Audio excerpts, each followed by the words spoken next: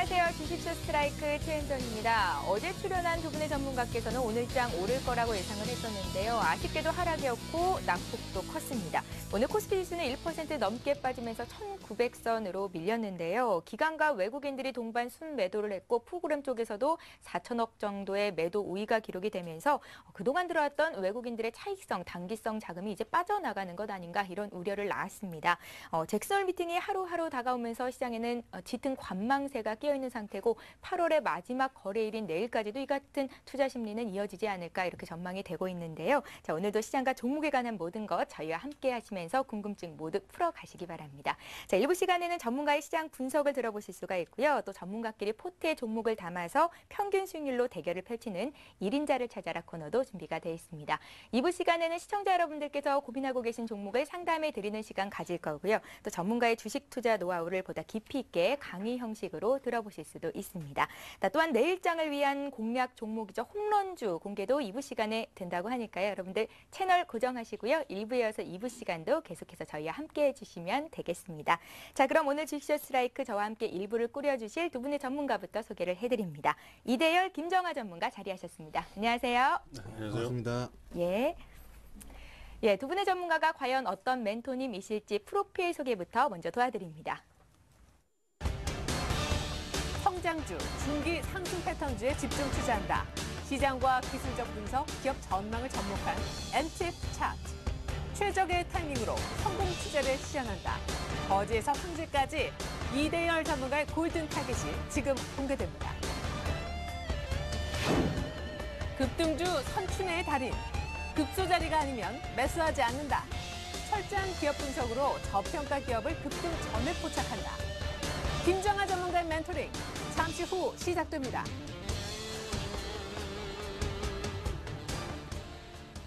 예, 오늘도 이렇게 훌륭한 두 분의 멘토님 모시고 시장 분석부터 시작을 해보겠습니다.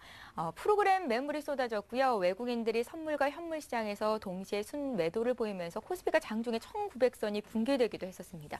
이대열 전문가님, 오늘 장 어떻게 보셨어요? 예, 금일장은 사실 1% 넘게 하락하리라고는 좀 저도 그렇게 생각하지 않았어요. 예.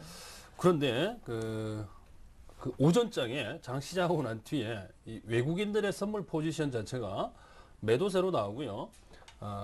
그때부터 베이시스 자체가 0.5포인트 이내로 급격하게 위축이 되게 되면서 프로그램 매물이 나오기 시작했는데, 자, 이때 위험 신호가 좀 감지되긴 했습니다. 그래도 지금 내일로 예정되어 있는 뭐 잭슨홀 미팅이라든지 아니면 전일 뉴욕 증시라든지 이런 부분들이 남아 있는 상황, 즉 확인이 안 된 상황에서 다소 횡보 장세로 좀 이어질 수 있고 프로그램 매물이 나오더라도 좀 제한적이지 않겠는가 뭐 이런 생각을 좀 해봤습니다만은 프로그램 매물이 생각 외로 많이 실리게 되면서 지수를 조금 하방으로 몰고 가는 그런 분위기였는데, 여기에서 우리가 좀 느낄 수 있는 것은요, 물론 동시간대에 CME 선물이 스크린을 통해서 같이 거래가 되면서 낙폭이 대략 한 마이너스 8포인트 이하로 뭐 좀 빠지는 모습들이 나타났었는데요. 지금 아시아 시장이 늘리는 동안에 CME 선물의 움직임을 같이 좀 엮어서 본다 그러면 지금 잭슨홀에 대한 기대감이 상당히 지금 시간이 가면 갈수록 많이 퇴색된다, 뭐 이렇게 볼 수 있겠고요. 그다음에 국내 투자자들도 지금 1900선에 대해서는 지지를 생각하시는 그런 투자자들보다는 오히려 1900선 이탈을 조금 당연하다는 듯이 뭐 그렇게 매물을 좀 내놓고 있는 것 같아요. 그래서 외국인들도 일단은 매수세가 지금 지속적으로 이어지지 않고 있고, 기관들도 좀 오락가락하는 모습이 나타나요. 기관들이 오늘 조금 순매수를 했습니다만 연기금 중심의 매수세였고, 투신권을 중심으로 해서는 오히려 매도 물량이 나왔다는 얘기죠. 그래서 실질적으로 기관들의 매수 물량은 오늘 적극적인 매수라기보다는요, 지수 방어적인 차원에서 대형주들의 저가 매수를 조금 유발하는 연기금 중심 매수였기 때문에 뭐 크게 의미를 둘 필요는 없다고 봅니다. 그래서 오히려 지수 하방에 대한 리스크가 훨씬 더 커진 그런 날이 아닌가. 오늘 증시는 뭐 그렇게 요약을 좀 할 수 있겠습니다. 예, 오늘 국내 증시뿐만이 아니라 주변국 아시아 증시 일제히 빠졌는데 지금 이제 가장 관심을 두고 있는 것이 중국 증시 아니겠습니까? 네, 왜 이렇게 그렇죠. 빠지는 거예요?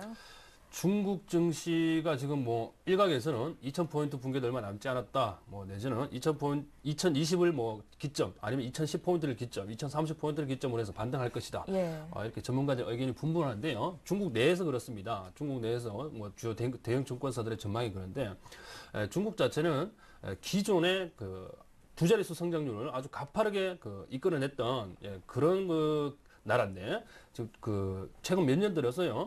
부동산 버블은 그대로 유지가 되고 있고 집값은 계속 상해를 중심으로 해서 굉장히 튀어오르고 있거든요. 그런데 경기는 꺾이고 있단 말이죠. 그래서 이게 지금 중국 쪽에서 만일의 경우에 글로벌 경기가 돌아서면서 이 금리가 상승할 경우에는요, 중국의 부동산 버블 때문에 세계 경제가 또 타격을 받을 수 있다는 우려가 또 있습니다. 그렇기 때문에 지금 현재 중국이 경기 부양책을 적극적으로 실시하지 못하는 이유도요, 바로 이 부동산 버블 때문에 그러한 문제가 좀 있다라는 거, 그리고 현재 유동성 자체를 적극적으로 풀 수 없다라는 것도 지금 미국 중심으로 해서는 이 주택 경기 회복이라든지 이런 것들이 조금 가시화되고 있어요. 그리고 기존에 풀어놨던 유동성 문제 이런 것 때문에 물가 상승률이 또 가팔라질 수 있다라는 거. 지금 세계적으로 지금 에그플레이션 현상이 지금 나타나고 있고 하기 때문에 여기서 추가적으로 더 자금을 투입했다가는 자칫 경기 둔화의 물가 상승이라는 스태그플레이션이 바로 직격탄을 맞을 수 있습니다. 그래서 중국과 미국, 뭐 미국은 차치하고라도 중국만 보더라도요. 지금 유동성에 대한 이 리스크 관리를 철저하게 좀 하고 있지 않나, 뭐 그런 관점에서 지금 중국 증시 자체가 유동성이 지금 목말라 있지만 함부로 돈을 풀 수 없다는 것을 투자자 다 인식을 하고 있기 때문에 계속해서 지금 저점을 깨고 내려가는 모습이 나오지 않나, 뭐 그렇게 생각을 합니다. 그래서 2,000포인트가 지지라인이라고 생각을 하지 마시고요. 뭐 중국 증시에 지금 다이렉트로 투자하시는 분들 같으면 조금 더 여유를 좀 두시고 텀을 좀 두시고 투자를 하시는 게 좀 낫지 않나라는 생각입니다. 중국 경기가 살아야 또 오를 수 있을 만한 종목들이 국내 증시에도 산재해 있는데요. 네. 이 같은 종목 사기에는 아직 그럼 시점이 아닌 거네요. 네, 확실히 아니죠. 예. 왜냐 그러면 중국발 수혜를 가장 많이 받을 수 있는 업종이 국내 가장 대표적인 것이 바로 화학업종하고 이제 철강금속으로 우리가 꽂을 수 있는데, 뭐 화학업종은 뭐 국제유가랑 많이 연관이 돼 있기 때문에 뭐 차치하고 철강업종을 한번 우리가 고민을 해보게 되면 원자재 가격 자체는 두 번째 문제치고요. 이 중국이 우리 이 글로벌 전 세계 조광 생산량의 대략 한 48%를 점유를 하고 있거든요. 즉 전 세계에서 100톤을 찍어냈다면 50톤이 중국에서 생산됐다는 거예요. 그러니까 이게 이 중국 자체가 지금 경기 부양을 하기 위해서는 이런 SOC 사업에 손을 댈 수밖에 없는데, 이 철강 업종 자체가 지금 경기는 둔화되었는데 철강 가격이 계속 떨어지고 있거든요. 경기는 둔화가 되었는데 생산 능력 자체가 감소가 되지 않다 보니까 공급 과잉에 시달리겠죠. 그러면 가격이 어떻게 되겠어요? 계속해서 우리나라는 덤핑해서 팔아야 되는데 그러면 지금 덤핑을 못 하잖아요.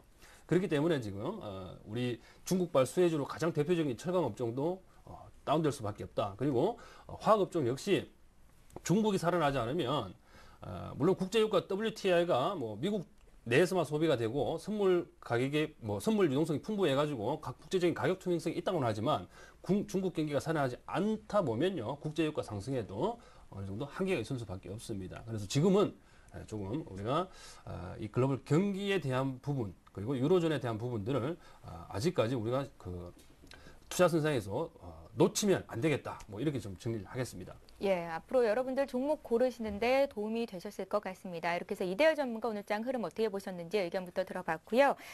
수급 얘기를 좀 더 해볼게요.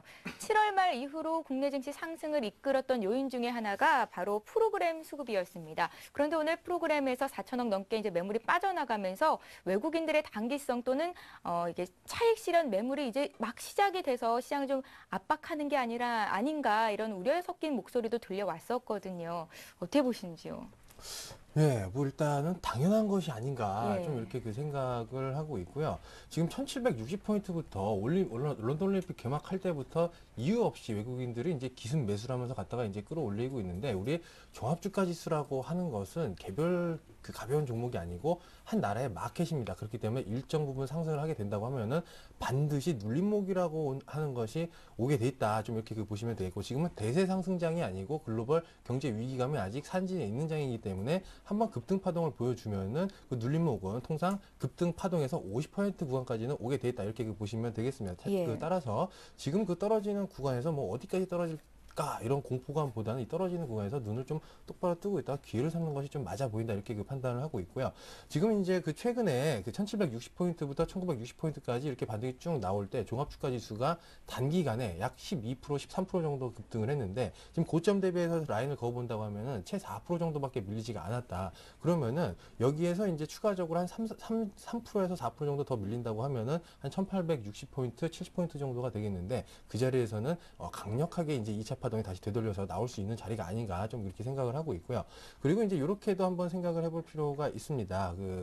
저번 달에 저번 물이 되겠죠. 이번 옵션 만기 말고 저번에 이제 선물 옵션 그 동시 만기 때 개인 투자자들한테 콜을 가지고 이게 굉장히 좀 학습 효과가 아닌가. 콜 옵션을 가지고 굉장히 짭짤한 수익을 준 다음에 이번에 콜 매수, 방향성 매매, 포지션을 잡는 게 아니고 방향성 매매를 하게끔 계속 유발을 시켜놓은 다음에 그것을 이제 외국인들은 돈을 계속해서 이제 벌고 있다 이렇게 그 판단을 하고 있는데 지금 보시면은 개인 투자자들 포지션이 이제 어제까지 봤을 때 한 252에서 3 정도가 위에 올라가면은 수익이 많이 나는 구조입니다. 그 예. 위를 절대로 줄 리가 없죠. 그 밑에서 이제 그것을 손절시키고 이번 만기까지는 그 물량들을 손절을 시키면서 그다음 2차 파동을 주는 파동이 반드시 나올 것이다. 좀 이렇게 그 판단을 하고 있습니다. 예, 개인 투자자들을 현혹시키는 매매를 외국인들이 하고 있다. 그럼 당분간 외국인들의 매도가 이어질 거라고 보시는 거고요. 코스피는 1860까지도 내려갈 수 있다고 보시는 거군요. 예, 맞습니다. 예. 그 정도면 저점이 아닌가 이렇게 그 생각을 하고 있고요. 제가 그때 그 과거에 1760포인트, 70포인트 갈 때 이 자리에서 V자 반등이 나오게 되면은 제가 그때 또 부가적으로 설명을 드린 게 있습니다. 121선에서 개인들이 따라 붙으면서 다시 조정을 받을 것이다. 이렇게 그 말씀을 드린 적이 있는데 외국인들이 1760포인트에서 거진 이제 그 200포인트 정도 끌어올리게 되는데 1900포인트대에서는 개인 투자자들의 3, 4월 달 물린 물량들이 매물대가 굉장히 두텁습니다. 그러면 생각 없이 200포인트를 그 자리에서 올렸을 것인가 이 부분을 한번 생각을 해보시고 그리고 우리 그 일반 투자자의 특성상 121선을 돌파하게 되면 저항을 돌파하는 것처럼 이제 느껴지기 때문에 그 위에서 따라붙는 습성이 있다. 그렇게 되면은 외국인들이 그동안 끌어올린 이 저항을 돌파한다는 것 자체가 외국인 기관이 쌍끌이를 하기 때문에 그 돌파를 하는 것이고 그 자리에서 이제 물량을 정리하면서 다시 저항 밑으로 지지선을 무너뜨리는 척 하다가 중간에 잡아가지고 올리는 흐름이 나온다. 이렇게 그 보시면 되겠습니다. 지금 1900포인트부터 개인 매물이 이렇게 굉장히 두껍습니다. 그거를 알면서도 여기까지 모험적으로 끌어올릴 만한 이유는 없었다. 이렇게 그 보시면 되겠고 그리고 지난 시간에 그 말씀을 드렸던 것처럼 지금 여러 가지 뭐 이슈와 악재 호재들이 난무를 하고 있지만 근본적으로 주가라고 하는 거는 항상 재료든지 실적이든지 주가는 선반영을 시키면서 가는 측면들이 있는데 예. 지금은 무언가를 우리나라에서 선반영을 시키고 있다고 했었죠. 그게 뭐냐면은 불확실성 해소입니다. 대선 시즌으로 접어들고 있기 때문에 여야 할 거 없이 남북 화해 모드를 조성을 함으로 인해서 우리나라에 이제 365일 있었던 대북 리스크가 일시적으로 해소되는 구간이기 때문에 지금 어떤 이유를 갖다 비신다고 하더라도 떨어지는 것과 올라가는 것에 대한 이유를 찾을 수가 없습니다. 거의 뭐 아전인수격으로 갖다 붙이는 격이기 때문에 근본적으로 무엇을 선반영시키고 있는 것인가, 외국인들이 뭘 사고 있나 이렇게 보신다고 하면 이번 눌림목이 한 1860에서 70포인트 정도가 절호의 기회가 아닐까 이렇게 보고 있습니다. 예, 잘 알겠습니다. 김정아 전문가 의견까지 들어봤고요. 이제 내일장은 그럼 과연 오를 건지 내릴 건지 두 분의 전문가 의견 듣겠습니다. 먼저 예스, 노부터 좀 여쭤볼게요. 이대하 전문가님. 예, 저는 내일장 하락으로 보고 있습니다. 하락이요. 네. 예, 김정아 전문가님은요? 예, 일단 저는 당분간 하락한다고 했는데 상승으로 말씀을 드렸고요. 예, 일단 내일장은 상승. 앞으로 하락은 할 건데 2차 파동이 반드시 나온다는 의미에서 상승을 말씀을 드렸습니다. 지난주에도 이제 똑같이 그 말씀을 드렸는데 이게 왜 그러냐면은 이유는 잠시 뒤에 공개를 하겠습니다. 이대하 전문가 의견부터 들어볼게요. 네. 내일장 하락 예견하셨는데 오늘 사실 이렇게 좀 많이 빠졌으면 내일은 반등이 나와야 되는 거 아닙니까? 네, 반등이 좀 나왔으면 좋겠는데요. 예. 지금 시장 분위기가 반등보다는 오히려 그 하락에 대한 리스크에 좀 대비를 하시는 게 더 좋을 것 같습니다. 그 이유 자체는요, 제가 서두에도 말씀을 좀 드렸는데, Q3에 대한 그 경계성 매물들이 외국인을 중심으로 해서 출회가 되고 있습니다. 자, 이러한 부분들이요, 시장에 좀 위험 요소가 될 수 있는 것은, 이 경계 매물 자체가 지금 베이시스 자체, 선물 시장과 현물 시장이 동시에 나타나고 있거든요. 그러다 보니까 베이시스 악화되면서 프로그램 매물까지 같이 이끌어내는 모습입니다. 그러면 우리 시장에서 그동안에 시장 자체를 지금 대략 1925포인트 이상, 1930포인트, 40포인트 이렇게 강하게 지탱해 줬던 그 뿌리가 바로 프로그램인데 그 뿌리가 지금 흔들린단 말이죠. 그렇기 때문에 대략 지금 1900선 이탈도 우리가 이제 염두에 둬야 됩니다. 물론 내일 급락할 가능성은 좀 낮아 보입니다. 왜냐하면 잭슨홀 연설이 확정이 안 됐기 때문에 거기에 대한 경계성 매물 정도로 해서 약한 하락이 나올 것으로 예상이 되는데 물론 그 결과 자체가 좀 안 좋다 그러면 우리 다음 주에는 좀 그 단기적인 급락세는 좀 피하기가 좀 어렵지 않나 저는 그렇게까지 보고 있고요. 우선 내일만 말씀을 좀 드리면 내일은 이 경계성 매물로 인해서 프로그램 매물 오늘과 비슷한 현상이 나타날 것 같아요. 다만 낙폭은 조금 더 제한적으로 나타날 가능성이 많다. 그래서 대략 한 1890에서 뭐 1900대 1900포인트대 이렇게 얕은 하락세가 좀 나타나지 않을까 그렇게 조심스럽게 좀 전망을 좀 해봅니다. 예. 이 주말에 있을 벤 버냉키 미 연준 의장 잭슨홀 연설 얘기를 좀 하셨는데 사실 지금 기대감이 거의 뭐 없는 상태거든요. 네. 그런데 만약에 최악의 상황이 나올 수도 있단 말이에요. 그때는 더 많이 빠지겠습니까? 아니면 지금 어느 정도 좀 반영이 된 거라고 보시는 겁니까? QE3를 시행하지 않는다 그러면요. 저는 단기적인 급락으로 보고 있습니다. 그게 왜 그러냐? 지금 시장의 많은 전문가들이 처음에는 이 카드를 좀 QE3 카드를 좀 내지 않을까라는데 기대를 모아가지고 지금 우리 시장을 급등을 시켜놨단 말이죠. 그런데 이제는 그 QE3 카드를 내기가 좀 어렵다라는 의견이 조금 지배적인데 저는 이 카드를 쓰기 어렵다라는데 한 표를 던집니다. 왜냐?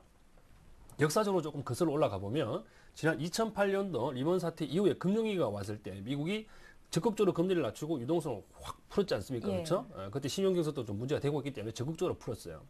자, 그때 이 중국의 이면에 있던 나라가 어디였냐면 그때 부상한 바로 중국입니다. 중국도 미국 못지않게 돈을 풀었어요. 물론 GDP 대비해서 절대적인 금액 차이로 보면 미국이 훨씬 많죠. 근데 GDP 대비해서 보면 중국도 만만치 않게 풀었거든요. 자, 이게 무슨 얘기를 하는 거냐면 미국은 자국 경기를 부양시키기 위해서 돈을 실물 경기로 전이 되는 거죠. 금융위기가. 그것을 방어하기 위해서 돈을 왕창 풀었거든요. 그렇게 되면서 실업률도 조금 안정을 시키고 고용도 창출시키고 이제 기업의 생산력을 증가를 시켰단 말이죠. 그래서 실물 경기로 전이 되는 것을 어느 정도 막았어요. 그래서 나중에 유동성 장세 뒤에 실적 장세가 나오는 건데 문제는요. 이렇게 기업의 생산성을 증가를 시켜놨는데 그것을 미국 내에서 소비를 했느냐? 그건 아니거든요. 바로 중국이라는 나라가 뒤에 있었기 때문에 실물 경기가 회복될 수 있었던 겁니다. 그래서 중국이 최대 생산 국가지만 최대 소비 국가 죄송합니다. 너무 빨리 제가 얘기를 하려다 보니 중국이 최대 생산국이기도 하지만 최대 소비국이기도 하거든요. 이제 그렇기 때문에 지금 중국이 뒤에서 받쳐주지 않으면 미국 혼자 이 QE3 카드를 꺼냈을 때 중국 경기가 다운이 돼버리면 이제 미국으로서는 더 이상 쓸 카드가 없어요. 그냥 유동성 함정에 빠져가지고 어떻게 화폐 정책 가지고 경기를 부양시킬 수 있는 방법은 더 이상 없는 겁니다. 그렇기 때문에 중국의 눈치를 보면서 중국이 경기 부양책을 적극적으로 실시를 하게 되면 그때 카드를 던져야 된다는 거죠. 그래야만 이게 맞아떨어지는 겁니다. 그래서 지금은 거기 경기 부양에 대한 기대보다는 카드를 조금 미루는 데 베팅을 하셔야죠. 그러면 단기적인 급락세가 나올 수밖에 없지 않은가 저는 그렇게 보고 있는 거죠. 벤 버냉키 입에서 QE3에 대한 언급이 나오지 않는다면 단기 급락은 피할 수 없겠다라는 의견이셨는데 내일장 상승 점친 김정하 전문가 의견 듣기 전에 요거 얘기부터 좀 해볼게요. 벤 버냉키 의장이 QE3 언급 안 하면 급락 예상을 하신 거거든요. 근데 사실 벤 버냉키가 지표로 굉장히 좋아한단 말이에요. 지금 지표 결과가 그래도 조금씩 회복되는 기미를 보이는데 그러면은 정말 언급 안 할 가능성이 있는 거거든요. 아니 앞만 봐도 옛날부터 제가 항상 강조드렸던 부분인데 앞만 봐도 양적 완화 얘기할 생각은 별로 없어 보이는데 아무래도 좀 증권가에서 항상 이제 뭐 연설할 때만 되면은 너무 과도한 기대를 하는 것이 아닌 것인가 좀 이렇게 생각을 합니다. 뭐 연설할 때 되면은 우려감의 혼조세, 연설 끝나고 나면 한 3일 동안 실망감 이런 식으로 항상 뭐 붕어도 아니고 1년 동안 계속 이렇게 똑같은 패턴을 가지고 하고 있는데 양적 완화라고 하는 것이 생각을 해보면은 우리 주식을 하는 사람이기 때문에 그 얘기만 딱 한마디 해주면은 주식시장이 빵빵 터질 것처럼 보이는데 당장 이제 국가를 책임지는 사람으로서 본다고 하면 양적 완화 그렇게 쉽게 일어날 수가 없습니다. 그거 그 주식시장이 좀 그 좋다고 안 좋다고 해가지고 기대하면 안 되는 것이라고 좀 보고 있고 정말로 이제 양적 완화가 일어난다고 하면은 그거는 지금 자리에서 일어나는 게 아니고 주식시장이 한 우리나라 기준 한 1,500포인트 정도까지 떨어져가지고 그 글로벌 경기 위기다 뭐 어쩐다 이런 얘기가 나와야지 진짜 그때쯤 하겠죠. 지금 상황에서는 뭐 굳이 그 양적 완화 했다가는 화폐 전쟁만 초래할 수가 있기 때문에 뭐 그럴 것 같지는 않고 따라서 지금 저도 저 같은 경우에는 한 다음 주 화요일 정도까지를 좀 하락으로 보고 있습니다. 예. 사실은. 하지만 그 이후에 2차 파동이 좀 나올 것이라고 보고 있는데 화요일, 수요일 정도 1860포인트, 70포인트 정도요. 그 다음에 이제 2차 파동이 나올 것 같은데 지금 1906포인트에서 1860, 70포인트 한다고 하면은 지수 기준으로 하면 그렇게 퍼센테이지가 깊은 건 아닙니다. 뭐 개별 종목들은 한 6, 7% 정도 아래로 하단폭이 남아져 있죠. 근데 주식을 매매하시는 분들은 아시겠지만 6, 7% 정도가 더 개별 종목이 만약에 빠진다고 가정을 했을 때 그것을 팔았다가 밑에서 다시 잡는 게 쉬운 일이 아닙니다. 그렇기 때문에 굳이 털릴 필요 없이 좀 인내를 가지고 오히려 더 산다는 마인드로 좀 접근을 하는 것이 아닌가. 그래서 제가 그 화살표를 위로 이렇게 측정을 해드렸으니까 그 부분은 좀 참고를 해주셨으면 좋겠습니다. 예, 잘 알겠습니다. 이제는 내일장 상승 점치신 이유를 좀 여쭤볼게요. 예, 지금 말씀 다 하신 건가요? 네, 그렇습니다. 알겠습니다. 예, 잘 들었고요. 그러면 또 하나 생각되는 게 지금 이제 ETF 투자하시는 분들도 참 많으신데 단기적으로 1860, 70까지 또 이제 벤버넌키 입에서 QE3 얘기 없으시 급락까지 점치셨는데 이럴 때는 인버스 투자를 좀 해봐야 되지 않을까 생각이 들어요. 그렇습니다. ETF, 원래 예. 그 주식이라고 하는 게 상승하는 것보다 떨어지는 거 맞추는 게 또 쉽다는 얘기가 있듯이 그런 부분들이 있는데 뭐 거래세도 없고 뭐 여러 가지가 할 수가 있겠죠. 인버스나 레버리지 가지고 거래를 많이 하게 되는데 실질적으로 이게 그 매매를 해본다고 하면은 인버스 가지고 돈이 되는 경우는 거의 없습니다. 예. 종합주가 지수가 뭐 인버스 사가지고 급락을 한다고 해봐야 몇 퍼센트나 빠지겠어요. 뭐 많이 빠지면 우리 10%만 종합주가에서 빠져도 뭐 거의 뭐 세상이 끝난 것처럼 이렇게 느껴지는데 뭐 그렇게 해가지고 돈을 벌 수가 없고 그리고 뭐 레버리지를 산다고 하더라도 레버리지 같은 경우에는 굉장히 절망적인 상황에서 분할 매수로 접근을 하는 것이 그런 투자 관점이라고 하면 가능하다고 봅니다. 근데 인버스를 가지고 매매를 하는 것은 아무리 해지라고 하더라도 진짜 금액이 한 10억 넘어서 해지다운 해지가 될 수 있는 정도의 금액이면 모를까 괜히 좀 체력만 빼는 격이다 이렇게 좀 보여지고 있고 차라리 인버스를 살 그 해안을 가지고 있다고 하면은 풋을 사는 게 좀 낫지 않을까 이렇게 생각하고 있습니다. 예, 잘 알겠습니다. 자, 이제 내일만 지나면 9월장이 시작이 됩니다. 9월에는요, 선물 옵션 동시 만기일도 있고요. 또 22 회의도 예정이 돼 있고요. 미국 중앙은행 회의 등 대내외 이벤트가 정말 많이 산적해 있는데요. 자, 이제는 9월장 전망을 좀 해봐야 될 것 같습니다. 먼저 이성대 전문가님. 죄송합니다. 저는 이성대가 아닙니다. 네, 죄송합니다. 이대여 전문가님. 네. 예. 예. 9월 달은요, 이제 쿼드러플 위칭데이가 좀 있지 않겠습니까? 예. 예. 그리고 지금 그 프로그램 매물을 계속 말씀을 드리는데, 이 매수 차익 잔고가 지금 10조 5천억 원 상당으로 좀 쌓여있기 때문에 이러한 것들이 만기가 다가오면 다가갈수록 좀 불안 심리를 좀 더 가중시킬 수밖에 없다라고 말씀드렸습니다.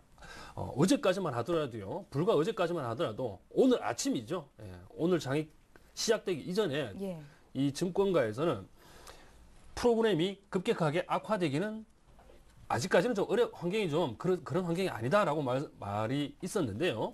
아니나 다를까 오늘부터 본격적인 매물이 출하가 되기 시작했어요. 예, 그건 누구나 모르는 거거든요. 왜냐하면 이 차익거래 잔고라는 것은 시장 베이시스에 따라서 뭐 일시적으로 고평가된 걸 사고 저평가된 걸 사고 고평가된 걸 팔고 뭐 이런 전략이기 때문에 일종의 무위험 차익거래를 얻는 겁니다. 그래서 그에 만기를 무사히 넘기고 롤오버가 된다 이렇게 함부로 얘기할 수 없는 거거든요. 더군다나 이 대내외 그 변수에 취약한 우리 국내 시장을 좀 염두에 둔다 그러면요.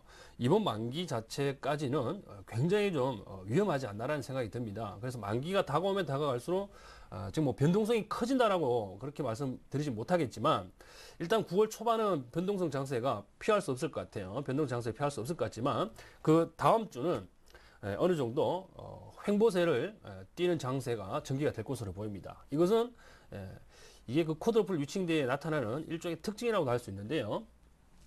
이게 그 옵션 시장에서의 그 시간 가치 감소가 가장 극대화되는 주가 바로 마지막 주예요. 그러다 보니까 개인들의 투기 세력들이 무지하게 들어옵니다. 그러면 이 외국이나 기관들은 해지성으로 옵션 투자를 하게 되는데 이 투기 세력들한테 그죠? 변동성 포지션을 취했다 그러면 돈을 줄 이유가 없잖아요. 그죠? 급격하게 하락해도 그 투기자들한테 돈이 가고 급격하게 상승을 시켜도 그 투기자들한테 돈이 가는데 가장 좋은 방법은 시장을 옆으로 보내버리는 거거든요. 즉 횡보 장세를 만들어버리는 거예요. 그러면 시간이 가면 갈수록 옵션 가치가 감소를 해서 개인 투자자들은 절대로 수익을 내지 못하는 구조가 된단 말이죠. 그렇게 되면서 만기일 날 물량을 털거나 아니면 대량으로 롤오버를 시켜서 시장을 띄우거나 뭐 둘 중에 하나의 포지션이 또 나올 수 있는 겁니다. 그래서 일단 9월 초반은 좀 변동성 장세를 지금 보고 있고 그다음에 만기일이 이제 있는 두 번째 주는 어느 정도 횡보 장세 쪽으로 가지 않겠나라고 봅니다. 그리고 만기일이 좀 끝나고 나면 이제는 하반기 내지는 이제 내년 상반 1분기죠. 1분기에 대한 그 기대감 때문에 시장이 미리 좀 움직여가지고 한 2,000포인트를 향해서 좀 다시 한번 랠리를 좀 줄 것 같습니다. 예, 김정하 전문가님도 다음 주 전망, 9월장 전망 함께 좀 해주십시오. 예, 일단은 그 다음 주 초까지는 아무래도 좀 조정권으로 예상을 하고 있고요. 사실 뭐 기간이 중요하다고 보지는 않습니다. 예. 뭐 어디까지 빠졌다가 어디까지 갈 것이냐 이런 부분들보다는 갈 것이냐 말 것이냐가 더 중요하다 이렇게 좀 판단을 하고 있는데 결국에는 그 갈 것이다 좀 이렇게 그 판단을 하고 있고요. 이번 그 눌림목이 지수가 급등했던 것만큼 기술적 조정이라고 하기에는 너무 급하고 그렇다고 악재가 뭐 터지는 건가라고 하기에는 너무 조금 천천히 빠지고 이렇게 좀 빠질 것이다. 작년 9월 달에 그 종합주가에서 급등했다가 10월 달에 한번 확 빠진 적이 있는데 그게 지나고 나서 보면은 조정이었죠. 그런 그 그림이 될 것이다. 이렇게 그 보시면 되고 좀 이럴 때일수록 마음을 편하게 가지시고 대응을 하시면 어떨까 이렇게 생각을 하고 있습니다. 예, 잘 알겠습니다. 이렇게 해서 오늘장 흐름 살펴봤고요. 또 다음 주 9월장 어떻게 대비해야 될지 전망까지도 들어봤습니다. 이제는 두 분의 관심 종목 이야기를 들어봐야겠죠. 1인자를 찾아라 지금부터 시작합니다.